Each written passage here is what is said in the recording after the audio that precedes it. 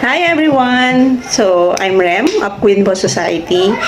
Today, gusto ko lang mag-share sa inyo ng aking journey dito sa aking ginagawang or being an online entrepreneur, ma'am. Pero before ko ikwento yon, i-share sa inyo, ako po ay isang dating full-time employee for 20 years. So, nagtatrabaho po ako for 20 years. So, sanay ako ng may 15-38 na sahod. Sa 15, may inaasahan, may sure na darating. So, yun yung routine ko for 20 years. And then, nag-umpisa rin ako sa mababa. Tapos, nabigyan rin ng chance through experience, nakita yung mga effort, yung mga potential. So, nabigyan din ng iba't ibang magandang position sa company. So, before ako umalis at mag-decide na mag-resign, meron po akong kahit papano magandang position doon sa kumpanya na pinagtatrabahuhan ko. Siyempre, meron din naman pong medyo maganda rin namang nakukuhang sahod. So, before that, yun yung aking ginagawa. And then I switch to a different career. Ito na nga yung ginagawa ko po ngayon, yung online entrepreneurship through dropshipping. So, hindi siya madali na mag-switch na meron kang siguradong income, fixed income, into a different career. Hindi siya naging madali.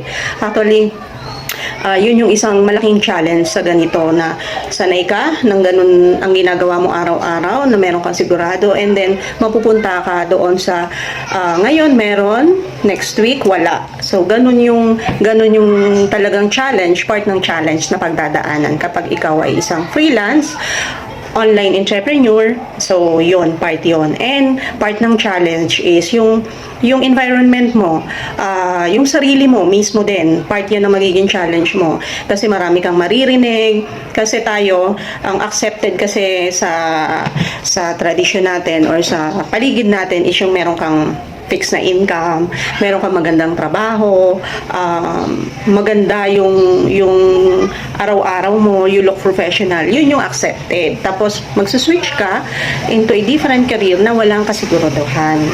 So, plus ikaw, dumarating ka rin sa point na mag-employee na lang ulit ako, bumalik na lang ako working full-time, sigurado pa.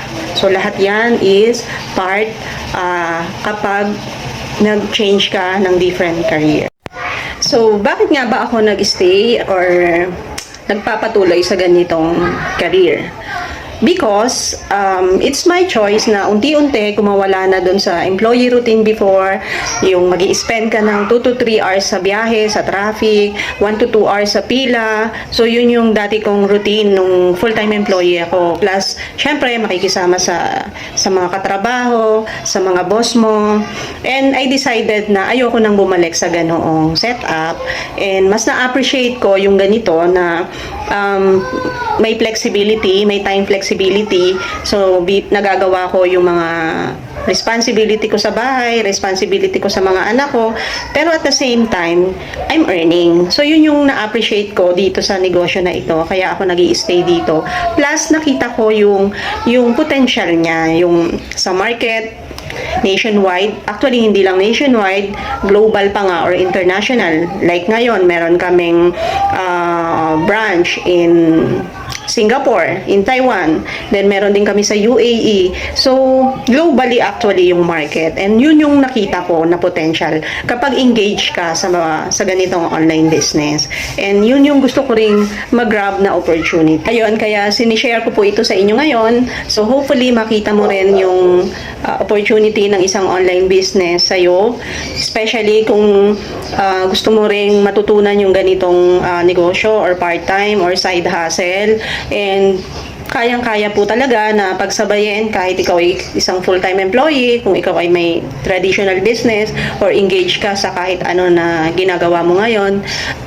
Yun yung kagandahan kapag online. Even magbabiyahe ka, even nasaan ka, basta you have a cellphone, may internet ka, na ma-maximize mo yung oras mo. Hindi siya hindrance po talaga kapag online yung ginagawa mong negosyo. Kasi anytime, anywhere, pwede kong makausap yung client mo, pwede mong sagutin yung client mo, pwede kang makipag-usap through the phone, through messenger. So, sana ma-maximize natin yung magandang offer or magandang benefits ng isang online business. So, yun lang po yung gusto kong i-share sa inyo today. Kung meron kayong question, ano ba itong ginagawa ko, ano ba itong pinagkakaabalahan ko na pinaliwanag ko sa iyo ngayon, message mo lang ako.